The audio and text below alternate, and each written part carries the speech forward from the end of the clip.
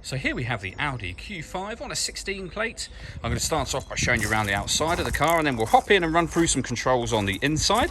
From the outside you can see it's a 5-door car with alloy wheels and tinted windows.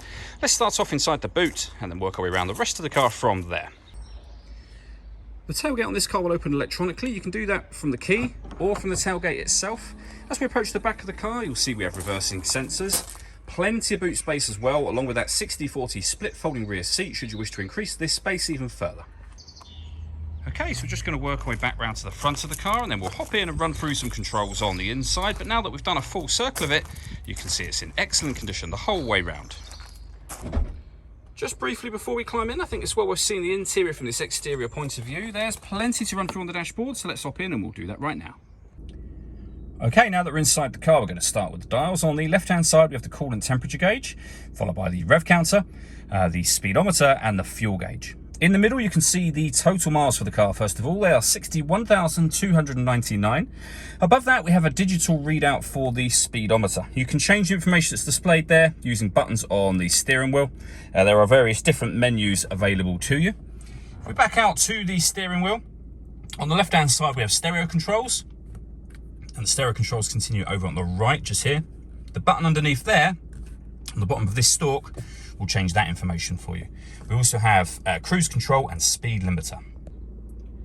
Over in the center, we then have the main screen for the car. So this is where you can access, for example, your satellite navigation. All of the movement that you make up on the screen, it's all done using the buttons down here. This dial and button and the 4 surrounding it will do almost everything. You can access certain menus directly from here. So for example, navigation, which is the one that we're on at the moment. We can go back a step to the main menu. You can access your radio from there. You can also then see the different wave bands that are available. So DAB, FM, medium wave and long wave. If you want to listen to your own music, you can do. You do that under the media heading just here. And similarly, there are plenty of ways to listen to your own music, including Bluetooth audio just here. So once you paired up your phone, you'll be able to listen to your music as well as making and receiving phone calls as well.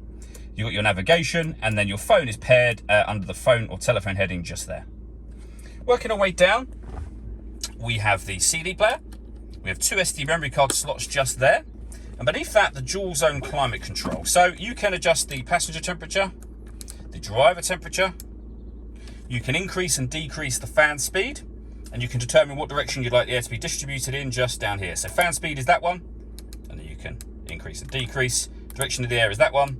You can change the direction using the same dial that you use for everything. We've also got a heated driver seat with 3 different heat settings, and the same for the passenger as well. When you're happy with all of these settings, it's that button that turns your air conditioning on and off.